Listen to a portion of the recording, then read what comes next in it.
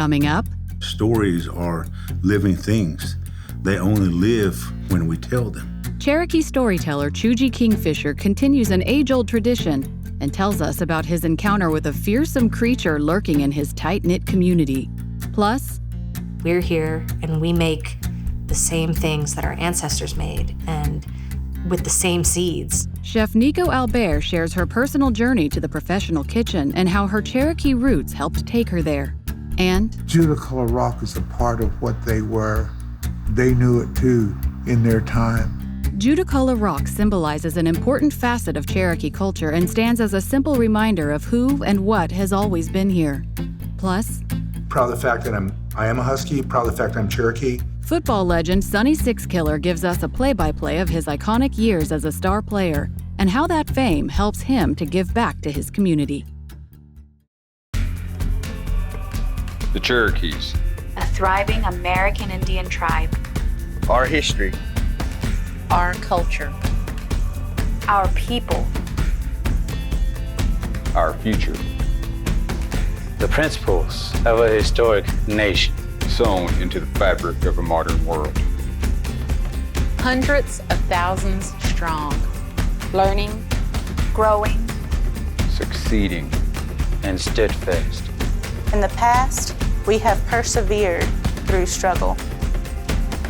But the future is ours to write. Osiyo. Osiyo. Osiyo. These are the voices of the Cherokee people.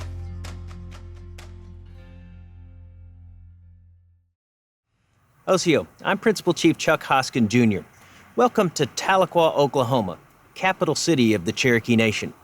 For generations, the Cherokee story has been told by others. Today, through this groundbreaking series, we're taking ownership of our own story and telling it as beautifully and authentically as we can. I hope you enjoy these profiles of our people, our history, and our culture. And please make plans to come visit us sometime. Wado. Osiyo, it's how we say hello in Cherokee. I'm your host, Jennifer Lauren, in the Cherokee National History Museum. Here you can discover the Cherokee creation story and other oral histories passed down through generations of our people. We'll have more on that a little later in our show. But first, here in the Cherokee Nation, we rely on storytellers to pass on some of those oral traditions. But each storyteller has their own way of passing on that knowledge. Choogie Kingfisher has his own brand of storytelling infused with a little bit of Cherokee humor you won't find anywhere else.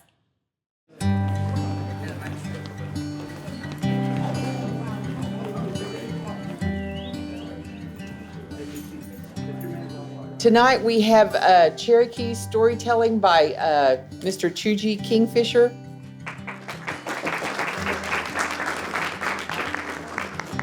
How you guys doing? My name is Choogie Kingfisher.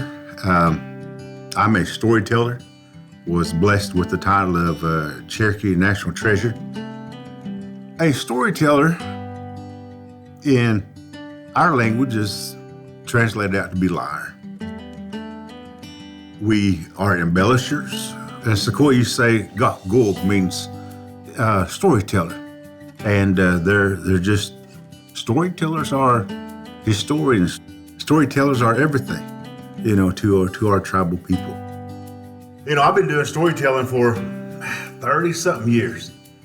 And it's given me the opportunity to travel all over the United States. I've been across the seas to Germany and Switzerland and places like that. But the stories that I tell, they're not mine. I just share them so that they continue to live within our people. When I had kids, I wanted to be able to tell them who I was and who they were. I have 4 kids and 5 grandbabies. I try to teach them as much as I can because I want them to know where they came from. I want them to know where their mama came from, where their families are from. I want them to know the stories that I know. You see, times were different back when I was a kid. When I was a kid, it wasn't unusual to hear about shapeshifters.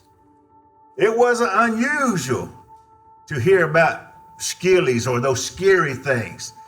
I grew up in that small community called Rocky Ford. One day I was sitting at my aunt's house, sitting at the table, She came and she said, Chuji, aren't you supposed to be home before dark? I said, yes, I am. She said, it's getting dark outside.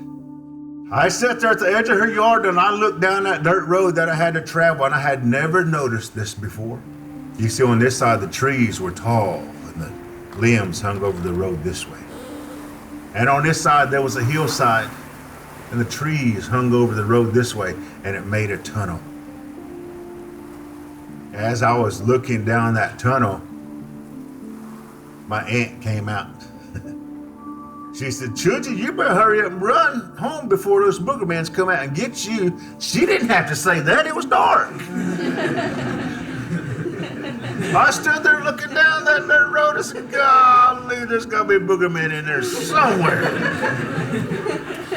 I started walking down that road and I was trying real hard not to think of those scary stories. But that's all that was coming in my mind. I stopped to take a breath. When I started walking, I could hear that gravel crunching underneath my feet, but I could also hear it crunching behind me. There was something walking behind me. And so I started walking a little bit faster. They started walking a little bit faster too. I started jogging just a little bit. They started jogging with me. I took off in a full sprint. Guess what? Boogermans can sprint too. Then I could hear it breathing.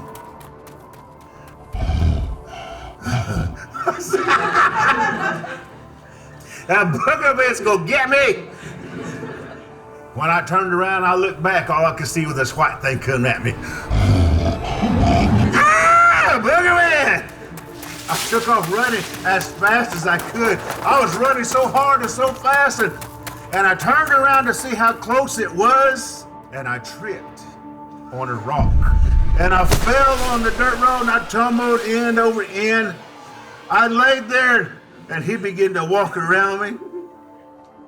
And then he done something that just absolutely terrified me, began to make me shake. He stepped over me. Oh my goodness. And I began to talk to myself. I said, self. Myself said, huh? If this is the last time you're gonna be on earth, see what it is that's gonna take you out. On a count of 3. Sum up all the courage that you have left and see what that boogerman looks like. 1, 2, 3. Open your eyes. I opened my eyes. That boogerman was looking at me right there like that with eyes this big. It was my cousin.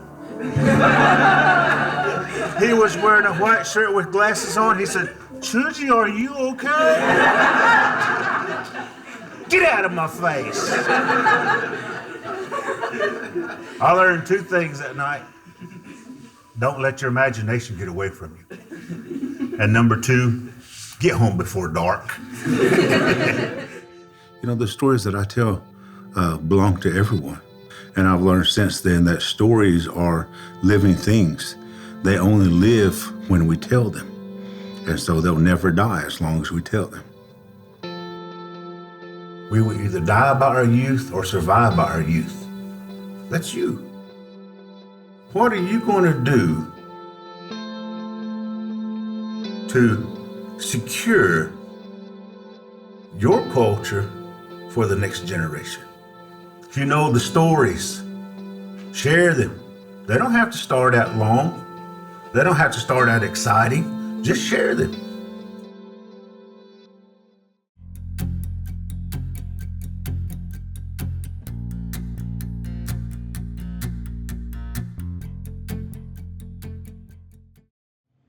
When it comes to Cherokee cooking, Chef Nico Albert takes pride in pushing her recipes to the next level.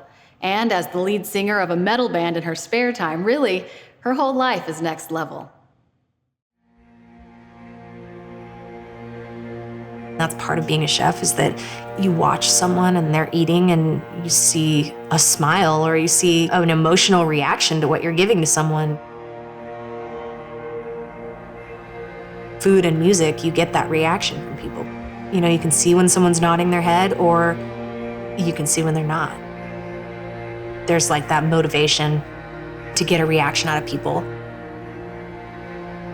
to feel understood when you're sharing something like that.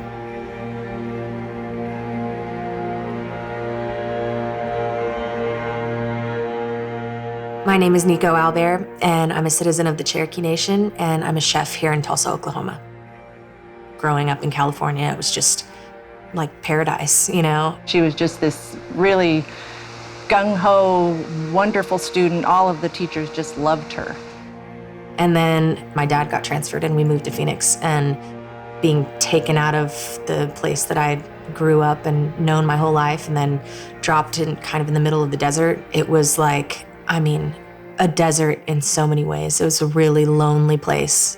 I was angry at my parents for uprooting us and for moving us to this new place. I definitely had a phase of teenage rebellion.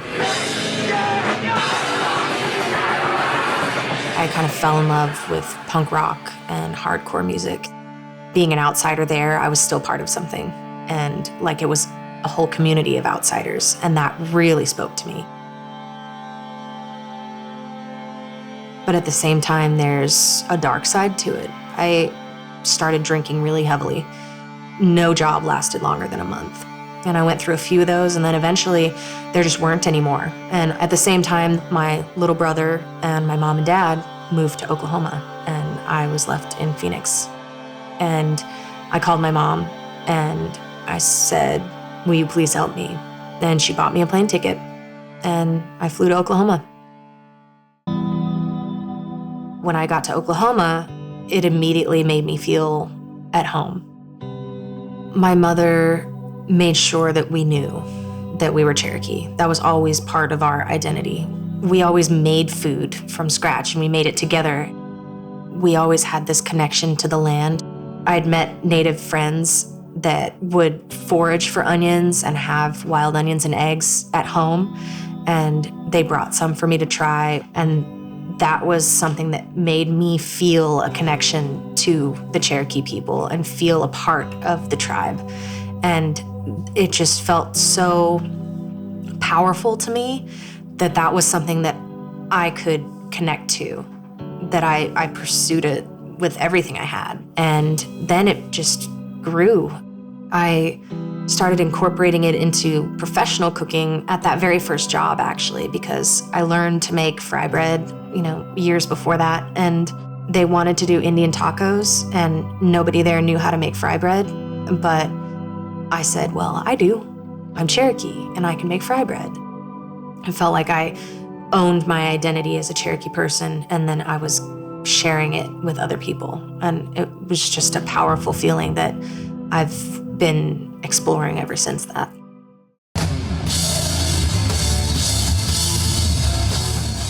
Once I got to Oklahoma, the group of people that I really connected with and found some really strong friendships with, a lot of them were musicians. And so all of that, years that I had really wanted to really be in a band and have that be a creative outlet for me in a real way, it became real. It's like when you share food with someone and you get that immediate reaction where they didn't expect that from you. It's just really rewarding. Learning about my culture has become part of my identity, is that I'm just constantly on this educational journey everywhere I go. Anytime people wanted to talk to a chef about Native food and culture, they started calling me about that. Food starts the conversation, and then it just blossoms into learning so much more about a person or their experience. Because of my position as a Native American chef in Oklahoma, I have all of these speaking engagements and catering engagements and educational opportunities. My goal right now is to use this platform and this opportunity that I've been given and use that voice to spread the message and the knowledge that I've been learning and growing to a wider group of people about native food and traditional ingredients. You know, reconnecting ourselves to these plants and animals as relatives instead of as just ingredients. This is the food that our ancestors have kept alive over generations, and through all of the trauma and the hardship that's happened to our people, it's still here. And we're here, and we make the same things that our ancestors made, and with the same seeds. It's not a heritage seed, it's not an heirloom seed, it's an ancestral seed, and it's still growing. Making sure that people know that, and that we are sovereign people holding on to our land and our traditions, it's priceless to be able to tell that story on such a large stage.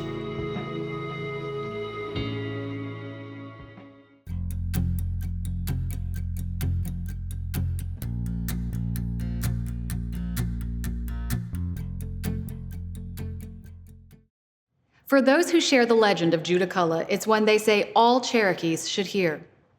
It's an oral history that comes from a time before Europeans arrived on this continent and guided the ways of life for generations of our people.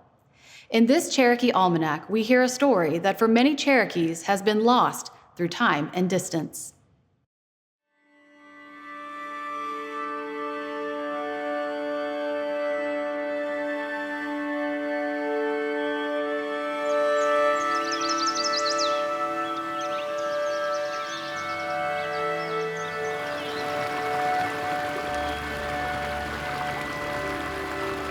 Judaculla Rock sits near the headwaters of the Tuckasegee River in the mountains of western North Carolina, miles from the old Cherokee townhouse of Cullowhee.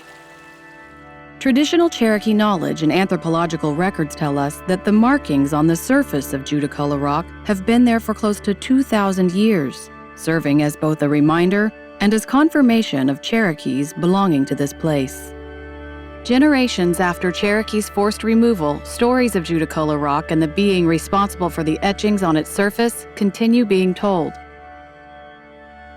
I remember hearing stories about Judaculla when I was 8 or 9. Stories of there being a being that lived among us. But this being lived and was a giant and knew how to talk to birds and animals and knew how to talk to fish, and even so much as knew how to speak to plants. And his job was to take care and maintain the balance of the natural world so that all things could benefit and all things could live in harmony. And I found out that the essence of the story was that his leaving here had to do with the fact that that responsibility now was being handed over to we as a people to take care of that. In the story, it says that he heard about a group of men doing something wrong and hunting and killing deer when they weren't supposed to, and leaping from his home at what is now called Devil's Courthouse over the mountains to that valley where the rock is, landed there and stabilized himself by putting his hand on the rock, and thereby kind of discovering that that rock was there, which made it possible for him later to come back and then leave those marks there.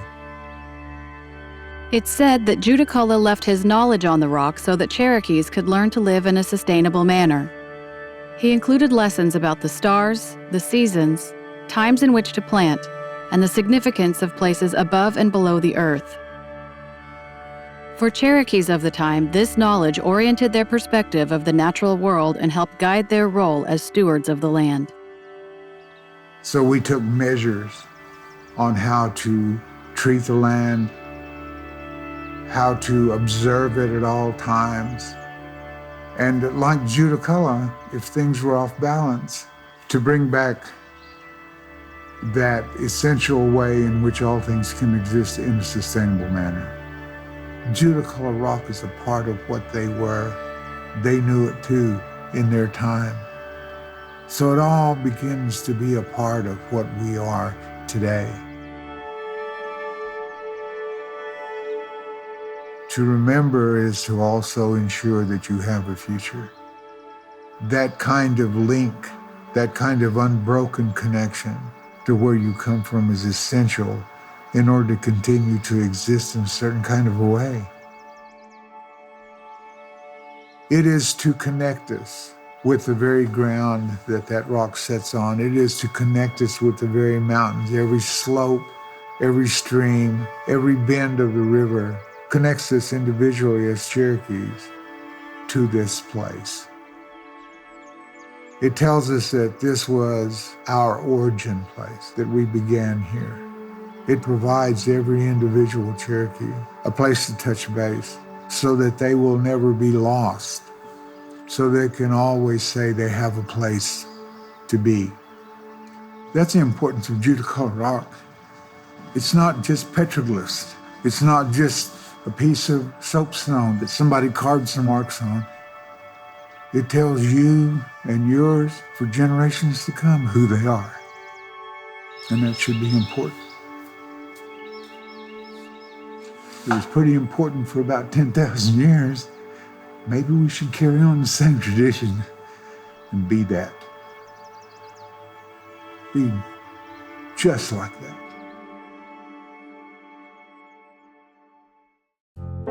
Jalaki Idewonehi. Let's talk Cherokee.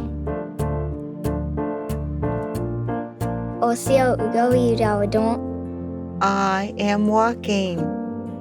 Ga'i. I am walking. Ga'i. Two of us are walking. Osta'i. Two of us are walking. Osta'i. A group of us are walking. Oja'i. A group of us are walking. Oja'i.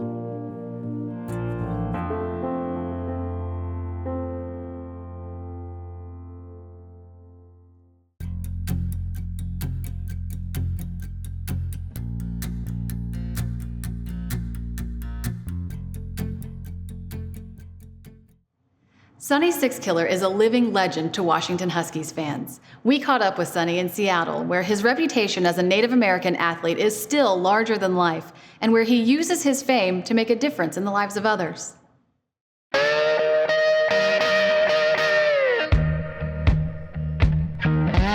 Sonny hit the scene in 1970. This guy comes along, Sonny Sixkiller. The name was cool, the 6 jersey. You score a touchdown, it's 6 points. I mean, he just had all that thing to initially draw attention to himself. And then he backed it up on the field. He did so much to really revitalize the UW football program. But for me as an 11-year-old, he was just cool. All right, my name is Sonny Sixkiller. Went to University of Washington, played football for them, and then bounced around professionally for a long time. Did a movie with Burt Reynolds in The Longest Yard. Did a Hawaii Five-0 with Jack Lord. Currently working with Learfield IMG, Associate GM, working with the University of Washington Athletic Program, and proud to be a Cherokee Nation citizen.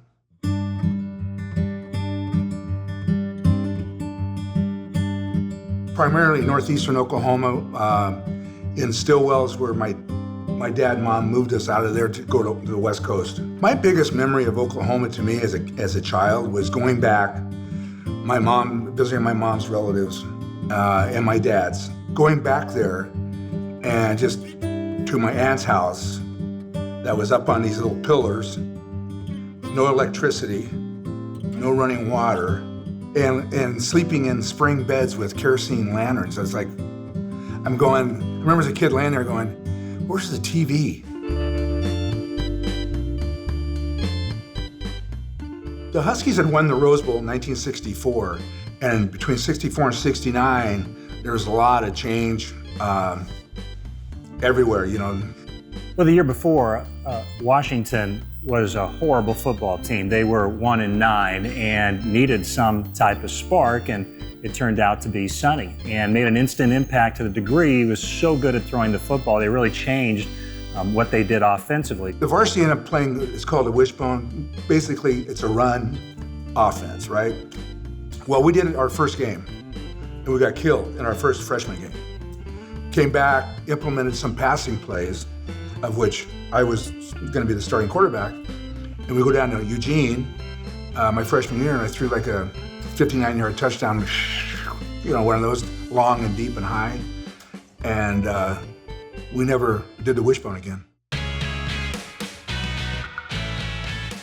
Washington goes from 1-9 in 1969 to 6-4 in Sonny's sophomore year, and there was really no one that had a greater role in that turnaround than Sonny Sixkiller, which of course added to his legend at the time, and the fact that that legend remains very strong to this day. I couldn't go anywhere after my first game as a sophomore without being torn apart. Like, somebody wanted a piece of you, somebody wanted to take you here, somebody wanted this, would you sign this, would you do this? I couldn't go to the local hamburger stand with my friends because it'd just be like, ah. I stayed in the car. When that was taken, I didn't want to be on the cover of Sports Illustrated. I felt like it was putting me above the team.